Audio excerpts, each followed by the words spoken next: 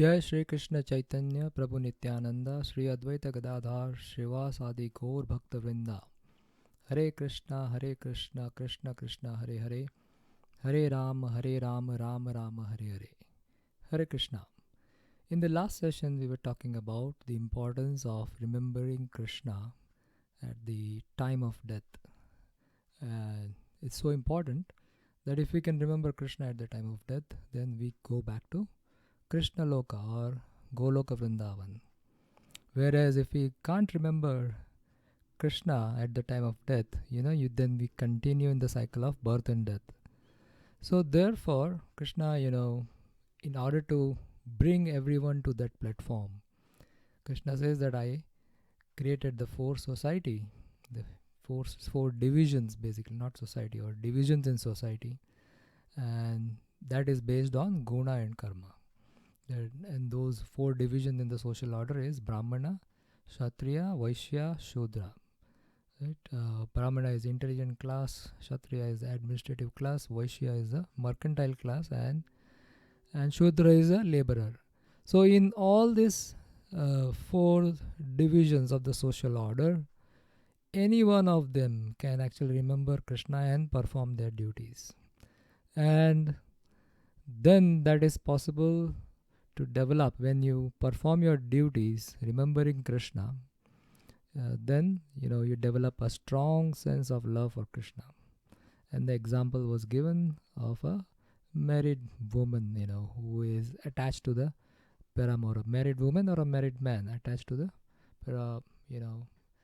to the paramour, and then they have a strong sense of love for them, and because of that they can continue to do their duty actually more carefully, and because of that attachment and love for the other person, and they can do two things at a time. So similarly, one can develop a strong sense of love for Krishna and continue to work in this world, right?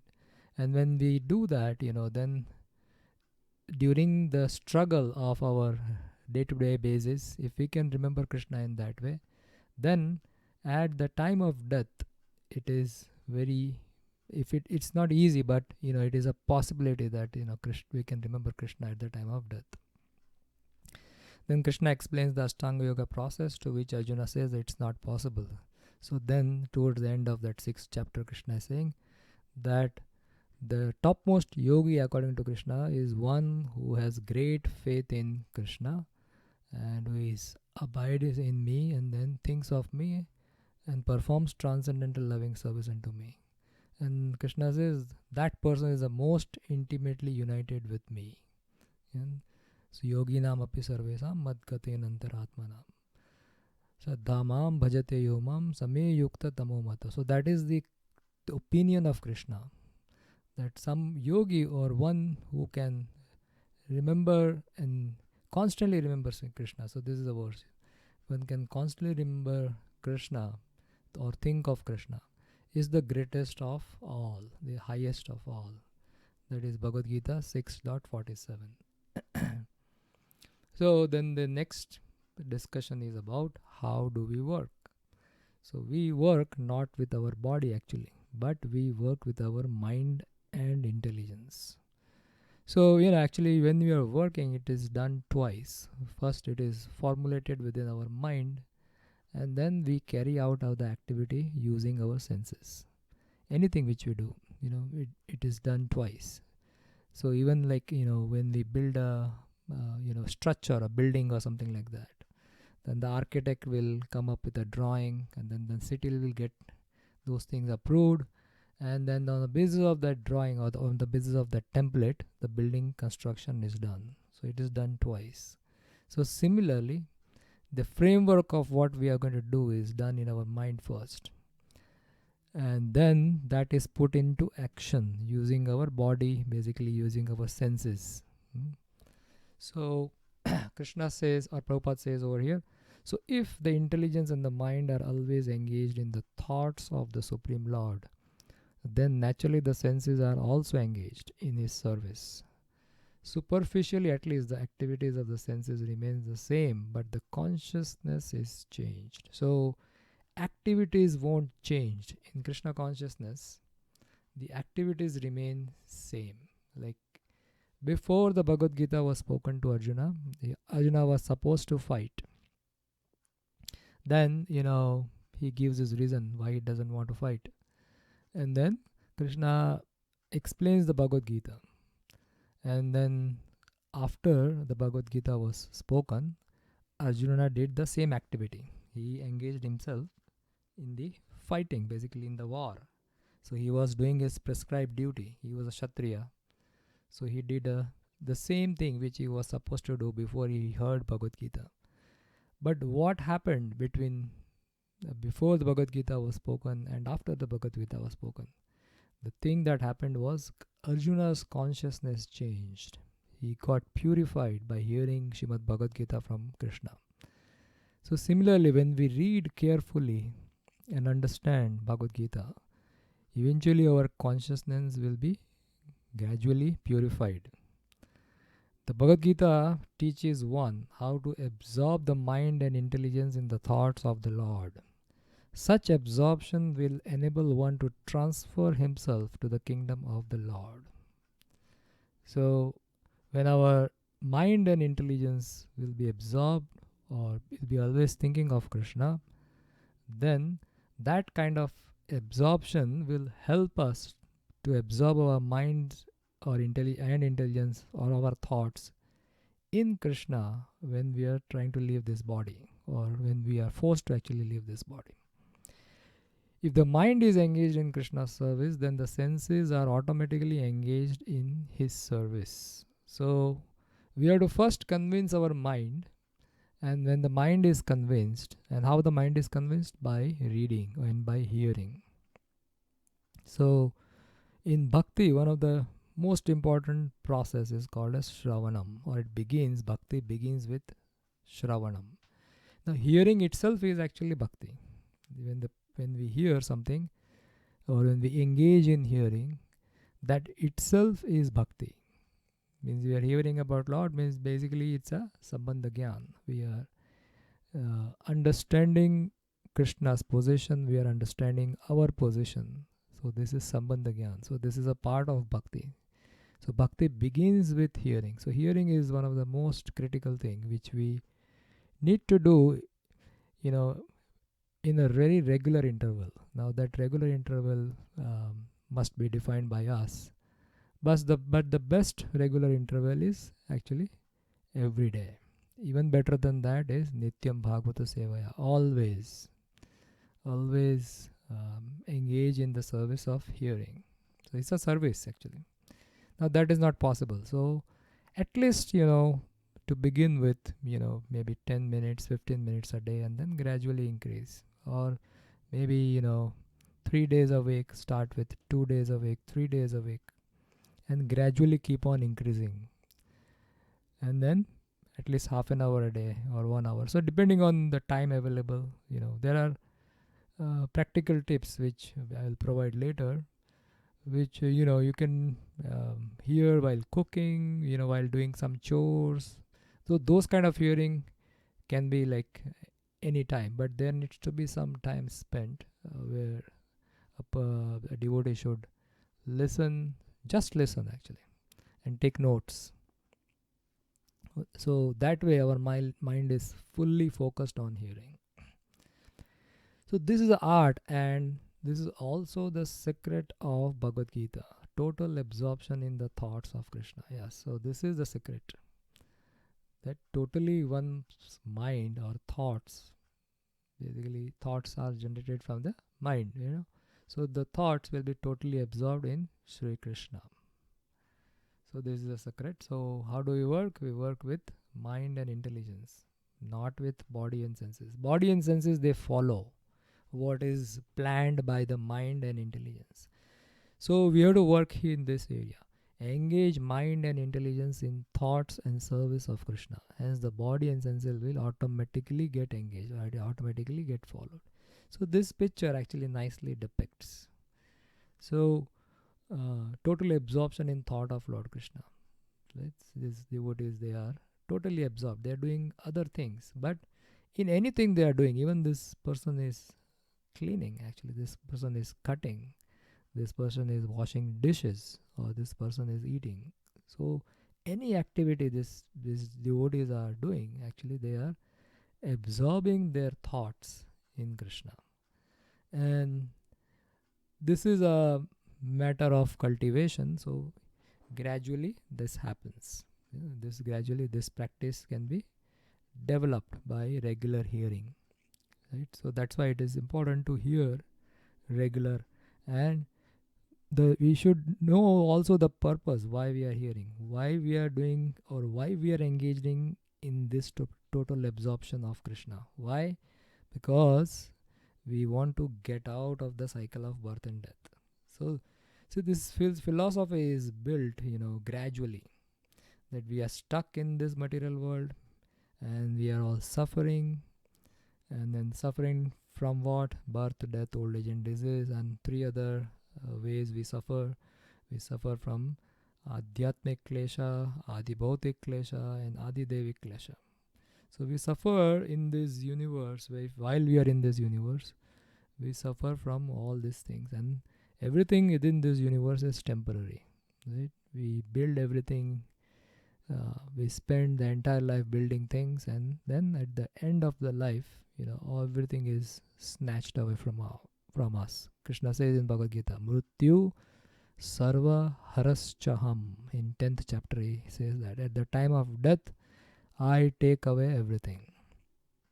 Example can be given that, when the kids, they go to the bank of the ocean, they have the sand, and then they build a sand castle. And then the kids go with their parents, and the parents, actually, they are sitting in little far from the kids, and they are seeing what the kid is doing. So the kid is totally engrossed in building that castle, and he builds a castle, but the parents can see that the waves of the ocean, because of the high tide, is gradually coming, and towards the evening, that the waves come and destroy the castle which the child has built, and the child starts crying that whatever I have done, it's all gone. So actually this similar thing happens with us in this material world. The entire life we spent building our assets, material assets, and it's not that the material asset is not required. It is required. Those things are required.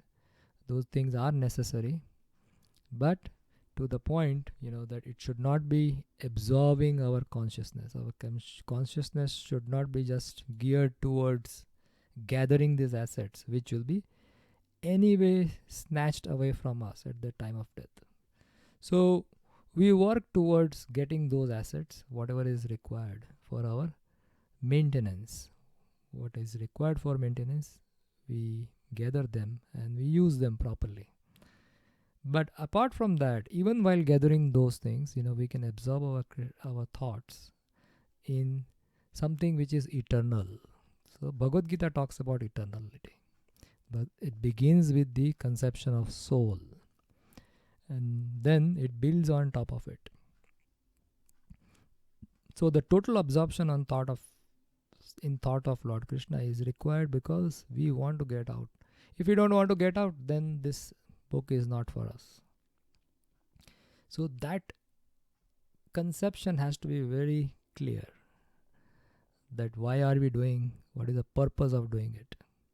Because during our practices, many things will come which will probably tell us that, why are you wasting your time doing all these things.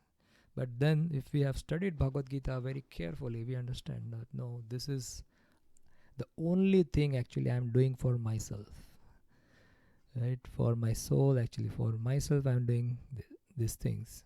This is the only thing that is going to help me at my final moments, right? And I have to drive my own plane. Nobody is going to come and help me. So if we understand this clearly, then the absorption becomes very easy. We have to be very clear why we are doing this. Okay. So then Prabhupada talks about cultivating devotional service. So here Prabhupada says, modern man has struggled very hard to reach to the moon, but he has not tried very hard to elevate himself spiritually. Right? So basically, we are absorbed in this material on the matter.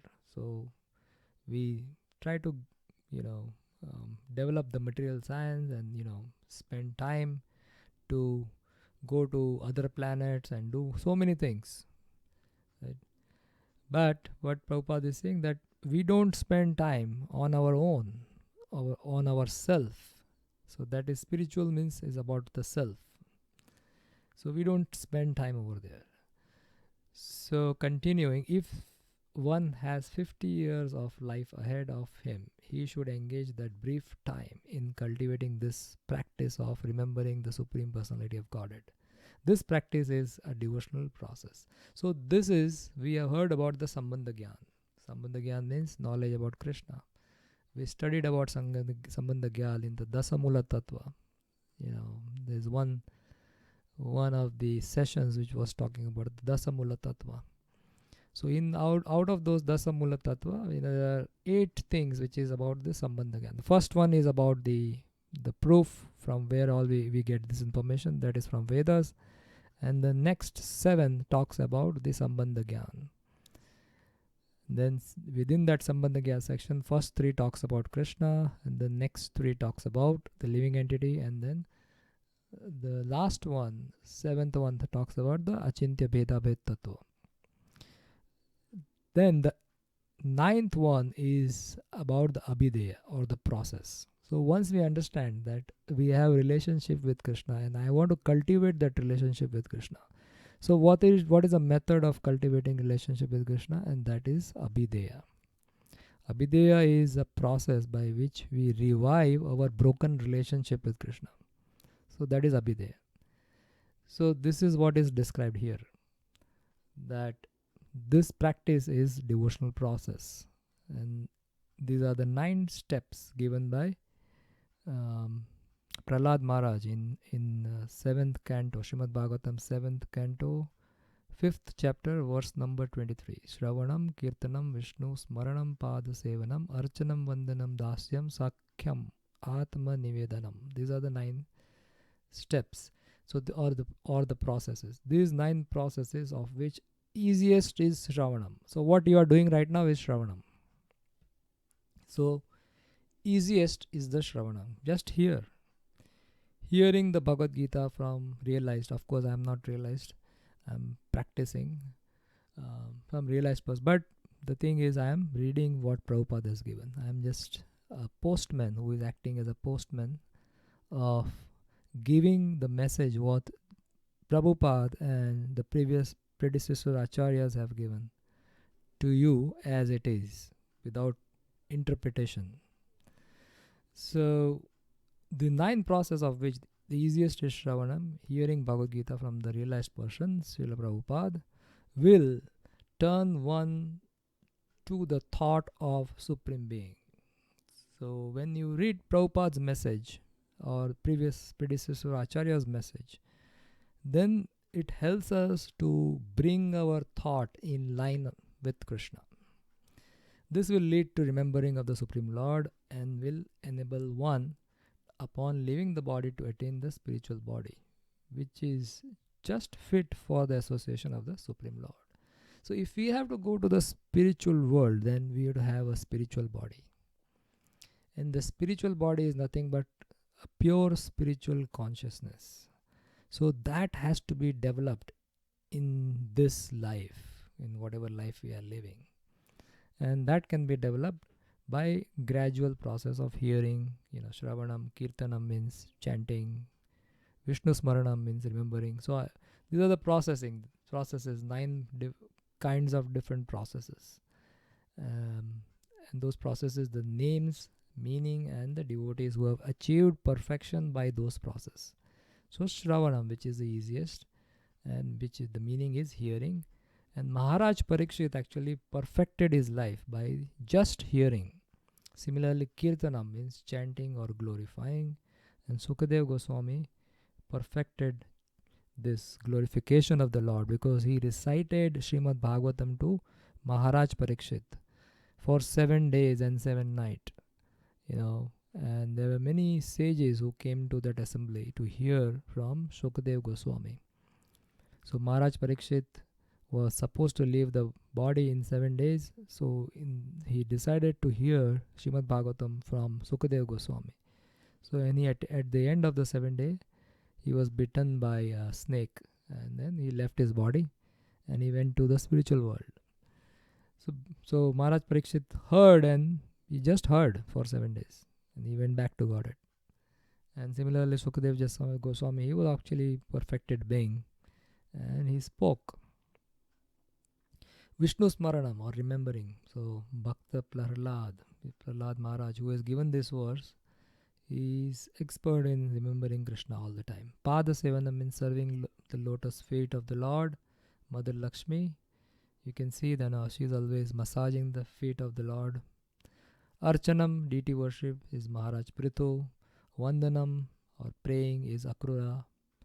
And Dasyam is executing orders. So Hanumanji is a devotee who is expert in executing order of the Lord. Sakyam, friendship, is Arjuna. And Atmanevadanam, that is complete surrender, is Bali Maharaj. So all these 9 processes are there. And Maharaj actually, Ambrisha, he performed all these 9 processes. So there is a verse in 9th canto, 4th chapter, 18 to 20, which describes the activity of Maharaj Ambrish. What did he do?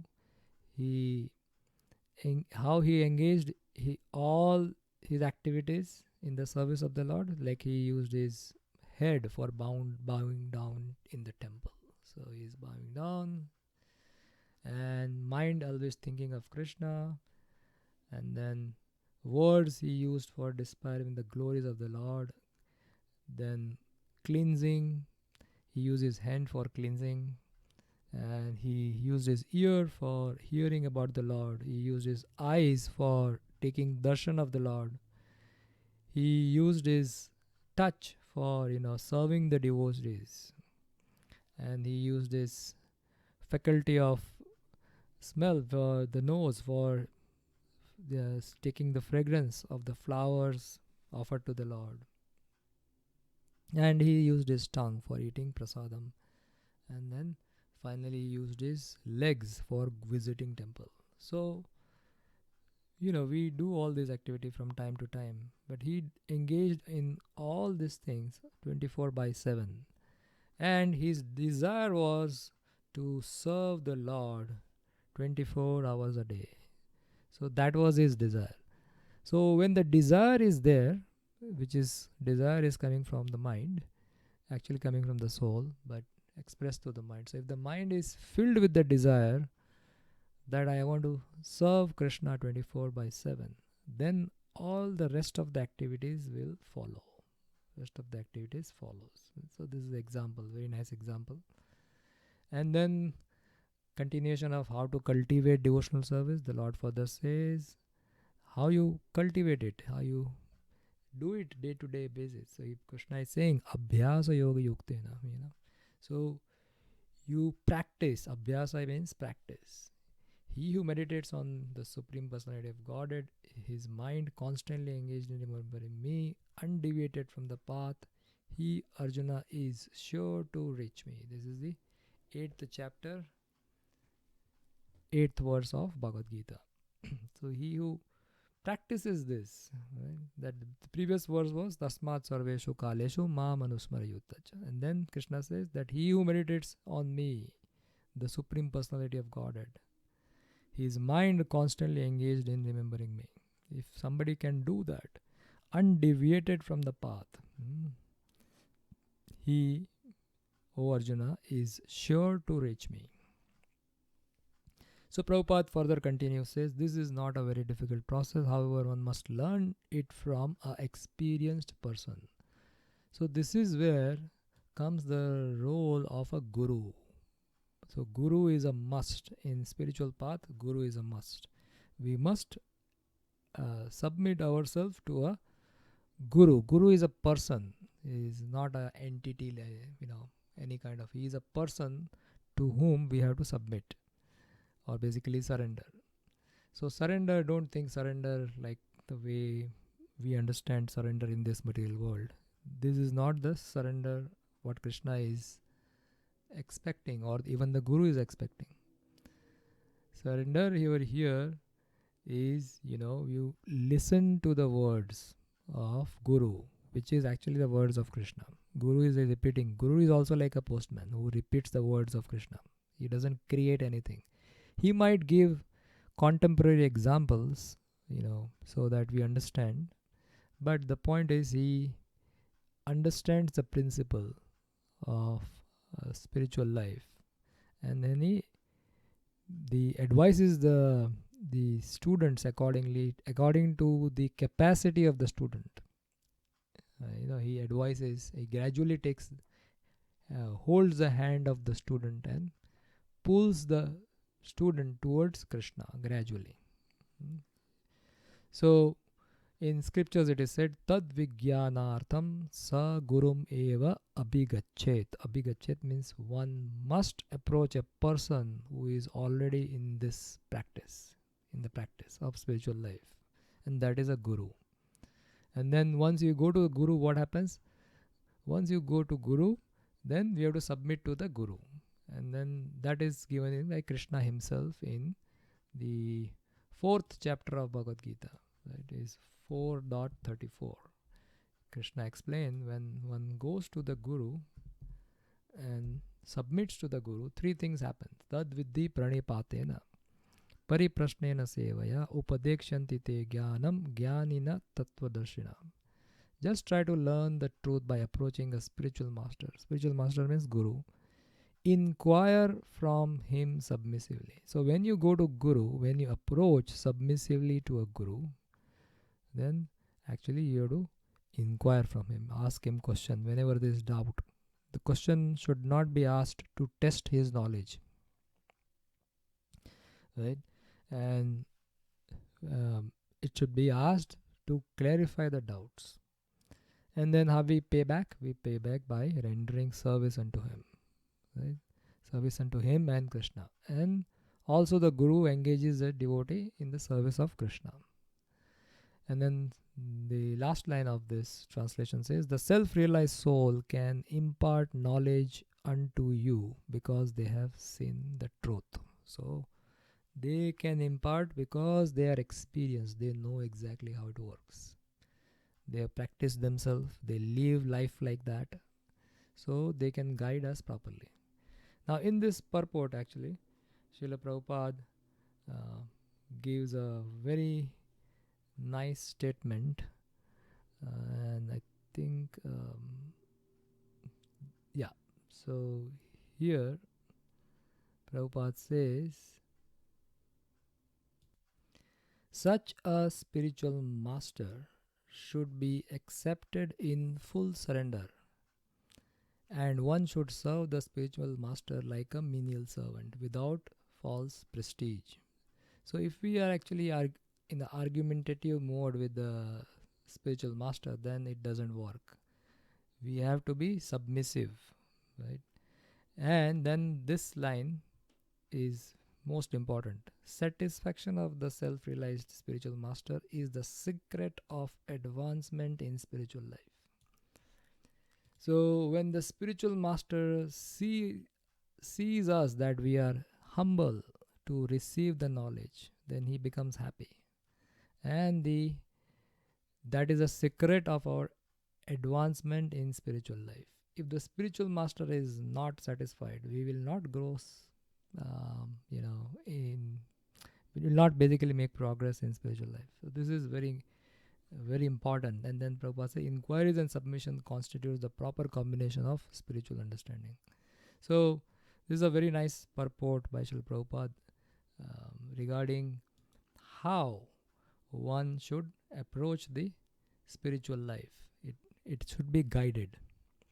One must approach the person who is already in the practice. The mind is always flying to this and that, but one must practice concentrating the mind always on the form of the Supreme Lord, Sri Krishna, or the sound of his name. Right? So that helps us to bring the mind back to Krishna. The mind is naturally restless, going hither and thither, but it can rest in the sound vibration of Krishna. One must thus meditate on Paramam Purusham, the Supreme Personality of Godhead in the spiritual kingdom, the spiritual sky, and thus attain Him. The way and means for our ultimate realization, ultimate attainment are stated in Bhagavad Gita. And the doors of this knowledge are open for everyone. So it is open to everyone. This invitation is there for everyone. It's the living entity after hearing this has to make choice. Should I progress in this or should I not? So that free will Krishna is always given. No one is barred out and there is no restriction. Actually, everyone can participate. All classes of men can approach Lord Krishna by thinking of Him, for hearing and thinking of Him is possible for everyone.